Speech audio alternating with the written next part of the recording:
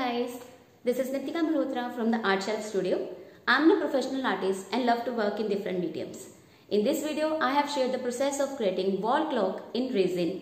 So if you like my work, please do like, share and subscribe my channel.